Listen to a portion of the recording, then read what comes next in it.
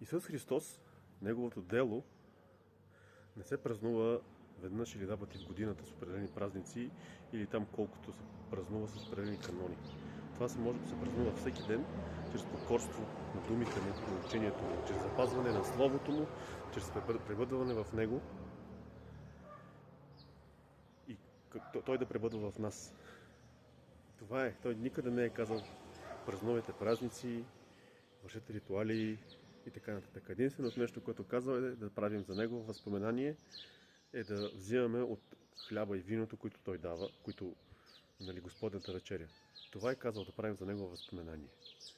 Никой не е казал да се събират хората на литургии, да ходят на църква, да палят свещи, да слушат пастори, да слушат каквито и да било проповеди.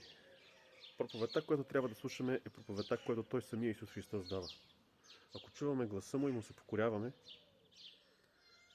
тогава ние сме с него.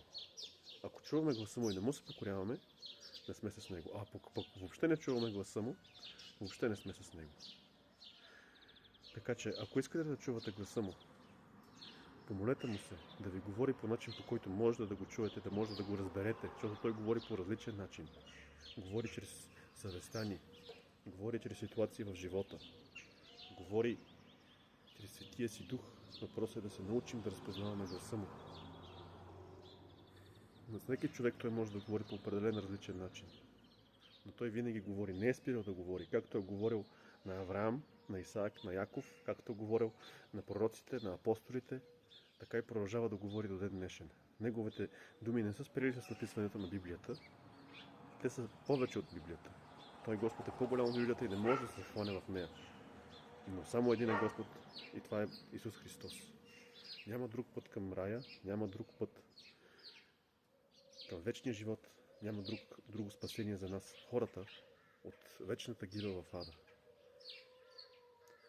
Обърнете се към Исус Христос днес с цяло сърце. Потърсете го с цяло сърце, защото Той казва, че когато го потърсим с цяло сърце, тогава и само тогава ще го намерим. Господ Исус Христос да ви благослови. Отвърнете се от човешките традиции, човешките църкви, човешките постановления, а се вържете към истинската лоза, която е Исус Христос. Само по такъв начин можем да бъдем с Него, само по такъв начин може да даваме добър плод, защото Той казва, че който не е част от лозата, няма как да дава добър плод. А който е част от лозата, дава добър плод. А Той самия е лозата.